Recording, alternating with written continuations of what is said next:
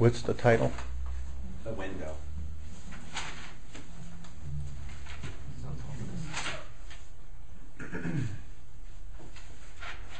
Before we get started, I'd like you guys to think about what you did today. First of all, did you get up in the morning and go walk your dog? Maybe you walked downstairs and checked out your email. Maybe you put on your jogging shoes and went out for a run. Now imagine what your day would be like if you didn't have the use of your arms or your legs.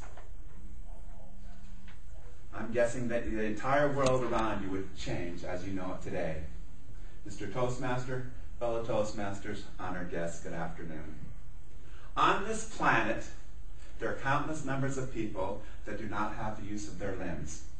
The physical and mental challenges that they face is beyond my compensation. So today I'm going to tell you a story which is entitled The Window, about two such gentlemen. This story takes place in a hospital where two men who are extremely ill face the challenges of everyday life. They stay in the same the same hospital room. Steve, who sits by the window, is the only window in the room. He has many problems, but he also has lung problems. So every day, for at least an hour, Steve has to be sat up in a chair by the nurse so that the fluids in his lungs can drain out of his body. His roommate, Tom, is not quite so fortunate. Because of his injury, Tom has to lie on his back all the time. The sad thing for these gentlemen, they're limited in what they can do. However, the great thing about this is that both men love to talk. They love to talk more than people here at Toastmasters. They would share lives about everything. For example, about their family and friends. One time, Tom shared the story that his son came home from school, and he brought home the report card, and it said, "Your son is doing fantastic for a 6-year-old. Unfortunately, he was 12. So, not to be outdone, Steve would come up and say, "I have a child that graduated from college. Now I have 2 kids that are unemployed." They spoke about their jobs that they had throughout the years. They talked about their military careers. Tom was in the Army, and Steve was in the Air Force. But when it came to politics, the nurse would usually come in and say, "Let's not go there." So every afternoon around 3 o'clock, the nurse would come in and prop Steve up so that the fluids could drain out of his lungs. Now when Steve was sitting, he would look out the window. While he was looking out the window, he would share with Tom everything that was happening on the outside world. This was Tom's favorite time of the day. He would close his eyes. He would let his imagination run wild for all the words that Steve had told him. When looking out the window, Steve would say, "We overlook a park with a lovely lake. The ducks and the swans dance on the water.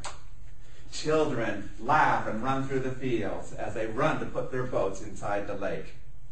Lovers shared a casual stroll as they walked along a lane that was filled with bright-colored flowers of every color in the rainbow.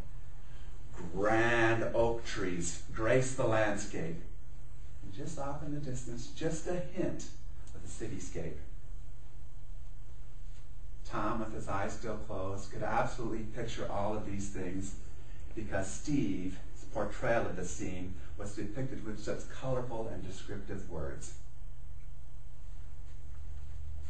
Late at night, when both men are supposed to be sleeping, an alien thought started to creep into Tom's mind. He started to have bad thoughts about Steve and his current living situation. The thing that seemed to bother him the most was that Steve got to look out the window and have the pleasure of seeing everything while he got to see nothing. At first, Tom felt guilty that he had these thoughts. But then he said, "I'm being cheated. I should be the one out there being able to look out the window." And this one thought controlled his whole thinking. Late one night, Steve began to cough. He was choking on the fluids in his lungs. From across the room, Tom could see that he was fumbling for the button to call in the nurse. Tom never moved. He just sat there. He didn't push his own button. For the next 5 minutes, all we could hear is coughing and choking. And then in less than 5 minutes, we heard nothing. The only sound that filled the room was silence. Deadly silence. The next morning, the nurse walked into the room and found Steve's lifeless body right next to the open window. She had always liked Steve and was sad that he had passed away. So she did the next thing. She called the orderlies to remove his body. When the orderlies came in, there was no fuss, there was no fanfare, there was no family.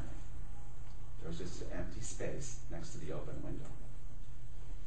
When it seemed appropriate, Tom asked if he could sit next to the window instead of where he was at now. The nurse was happy to oblige him. After she made sure that he was comfortable, she left the room.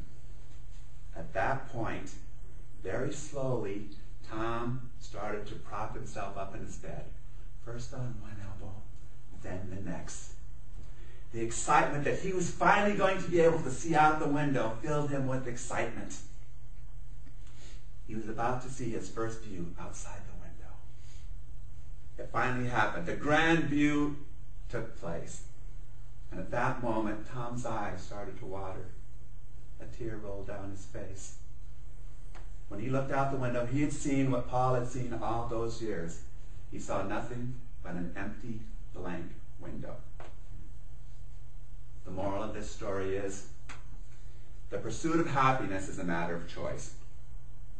It's not like a newspaper. Happiness doesn't get delivered to your doorstep every morning, nor does it come through the window.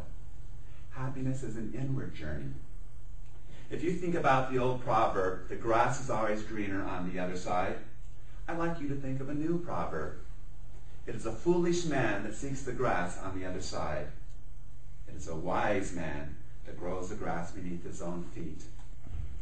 Tomorrow morning, if you wake up and you still have the use of your arms and your legs, might I suggest that you tend to the grass in your own backyard. Live every day to its fullest and be grateful for all that you have. Mr. Toastmaster. Rod, it was not necessary to let us know that you have not wore that tie in a while. Thank you for that. Great.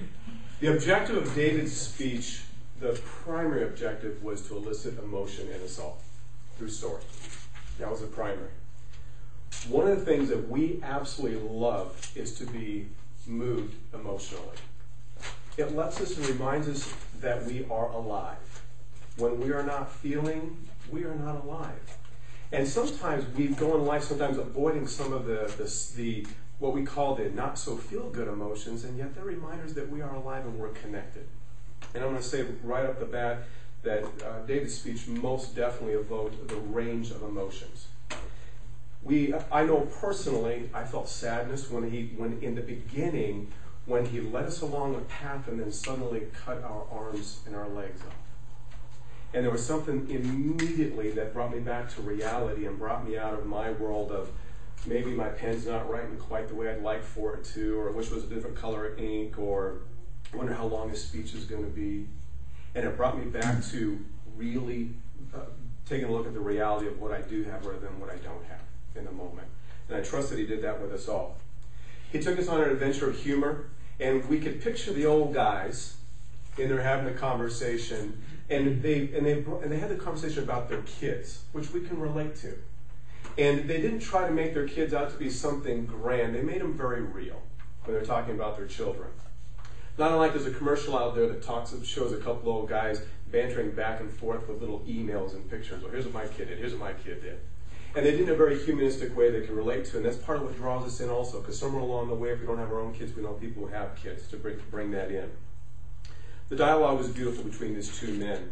And then the inner dialogue that was brought in regarding the man having, if you will, feelings about someone else having something he didn't have, and catching his own struggle with that, like we struggle sometimes with looking about what someone else might have, which led ultimately to the moral, or the real purpose of the speech. The point is really tend to our own. Take a look at what we've got. Tend to what we've got. Manicure our own lawn. We don't know what another lawn either may be looking like or feeling like or going through. We may not know what's behind that. I thought David did that real well. if, as a couple of offers, I got maybe there was a little bit of nervousness in the beginning when you used the word compensation instead of comprehension. I figured that one because you're a bright, bright guy. The other thing I would also offer is you referred to us all as you guys rather than you all. And I would have preferred to hear that. I thought once you really got going that your pace was beautiful. I love that you tantalized us and then introduced yourself to us and moved us along in your presentation. My belief is you really hit the key points right there. And I think the big thing you really brought back to all of us is just the value of life.